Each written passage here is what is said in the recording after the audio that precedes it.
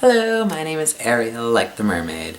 One thing that I've noticed as an actor is that I've noticed some actors, and actually an acting teacher of mine referred to the schizophrenia of being an actor.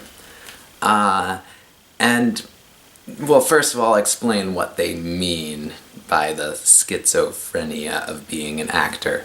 What it basically refers to is the fact that you have to simultaneously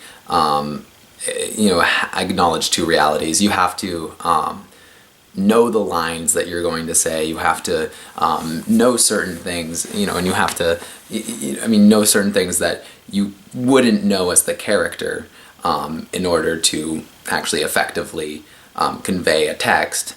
But at the same time, you have to be in the moment, and you have to, have a sense of discovery, and you have to deliver the lines as if you're just saying them for the first time, and they're not just a bunch of lines that you rehearsed. Now, here's why I obviously have a problem with the term the schizophrenia of being an actor. And it's basically just that because schizophrenia is a real mental illness, and being an actor is not like having schizophrenia. Don't be a pretentious asshole. It's, being an actor, no. Like, don't compare being an actor to a mental illness, because being an actor is completely different from having a mental illness. Now, an alternative to saying talking about the schizophrenia of being an actor is a term that actually was coined in the novel 1984, which is called doublethink. A way that you can refer to it is the doublethink of being an actor, which I think is a better way of referring to it anyways, because, schizophrenia is a mental illness that, basically, the main thing is that it affects your perception of, you don't have a clear perception of reality. Whereas being an actor, you do have to have a clear perception of two different realities, one of which is false, and you actually have to control that. So it's completely different from being a schizophrenic.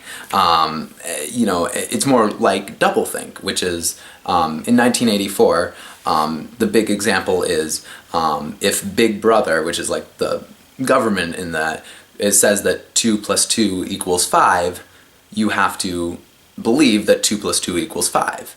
However, you have to use something called doublethink, which means that you have to simultaneously, while you believe that 2 + 2 = 5, you have to simultaneously also know that 2 + 2 actually equals 4, because you need to be able to, if you're doing math, to benefit Big Brother, you have to actually be able to do correct math, and therefore know that 2 + 2 = 4.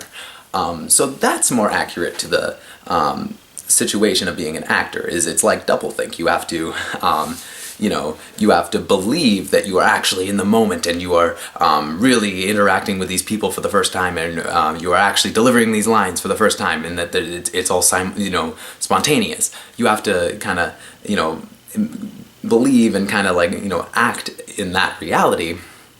However, you also simultaneously kind of have to know, no, this is just pretend, and I'm just saying lines that I've rehearsed, and etc., and I need to exit at this time, and I need to do this. So I think that's a better thing to say, because it's not ableist, and it's and it's more accurate to what being an actor is. That's one example, and there's also I think that people should be particularly careful with certain things, because I think a lot of certain things with mental disorder, even things like people say, oh, I'm being so OCD about this, or, don't be so OCD about that, or oh, I'm feeling so ADD right now.